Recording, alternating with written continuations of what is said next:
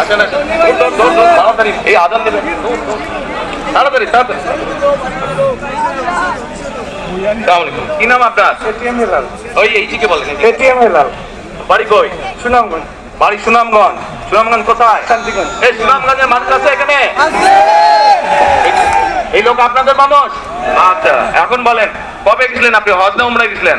উমরাতে গেছি 16তে, হজে গেছি 17তে। উমরাতে গেছেন 16তে, হজে গেছেন 17। এখন আমাকে বলেন, আপনি তো উমরা হজ করে আসছেন, যে মাইকের সামনে দাঁড়া, আপনি কাবা শরীফে গেছেন, কাবা শরীফের মালিক কে?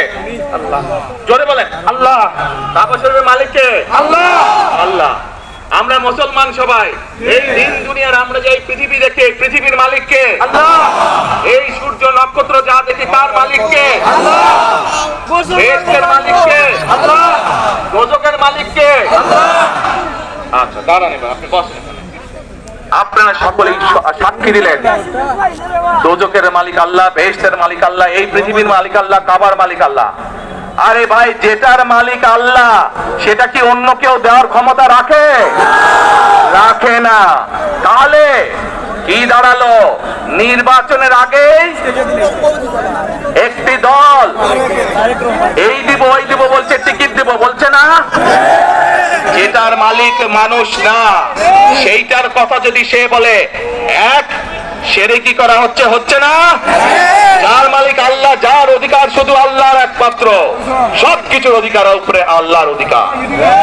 কাজেই আগেই তো আপনাদেরকে ঠকাচ্ছে, নির্বাচনের ফলে তাহলে কেমন ঠকাবে আপনাদেরকে বোঝে নেবা। শুধু ঠকাচ্ছেই না, মানুষ 1971 সালের যুদ্ধ, যেই যুদ্ধে লক্ষ মানুষের প্রাণের বিনিময়ে এই দেশ স্বাধীন হয়েছে, আমাদের এই প্রিয় মাতৃভূমি, সেই মাতৃভূমিকে স্বাধীন করার সময় অনেকের ভূমিকা আমরা দেখেছি, যাদের ভূমিকার কারণে এই দেশের লক্ষ লক্ষ ভাইয়েরা শহীদ হয়েছে, এই দেশের লক্ষ লক্ষ মা বোনেরা তাদের সম্মান হানি হয়েছে। কাজে তাদেরকে তো বাংলাদেশ এই মিথ্যার বিরুদ্ধে আমাদেরকে ঐক্যবদ্ধ হতে হবে। আমাদেরকে ওই যে টেক ব্যাক বাংলাদেশে থাকতে হবে। আমরা দেশকে স্বৈরাচার থেকে মুক্ত করেছি, এখন মানুষের অধিকারকে প্রতিষ্ঠিত করতে হবে। শুধু ভোট, শুধু কথা বলার অধিকার প্রতিষ্ঠিত করলে হবে না, মানুষকে স্বাবলম্বী করে নিজের পায়ে গড়ে তোলার ব্যবস্থা করতে হবে। প্রত্যেকটি মানুষ, বাংলাদেশে মানুষ যাতে ঠিকভাবে ছিল, তারা কাদের সাথে লাইন দিয়েছিল, যাদের কথা একটু বললাম, যারা মিথ্যা কথা বলে ঠকাচ্ছে মানুষকে, আমরা দেখেছি কিভাবে শহীদ জিয়ার সময়, দেশে খালেদা জিয়ার সময় দেশকে আমরা এগিয়ে নিয়ে গেছিলাম। দেশে কলকারখানা তৈরি হয়েছিল, মানুষের কর্মসংস্থান হয়েছিল, দেশের মানুষ বিদেশে গিয়েছিল।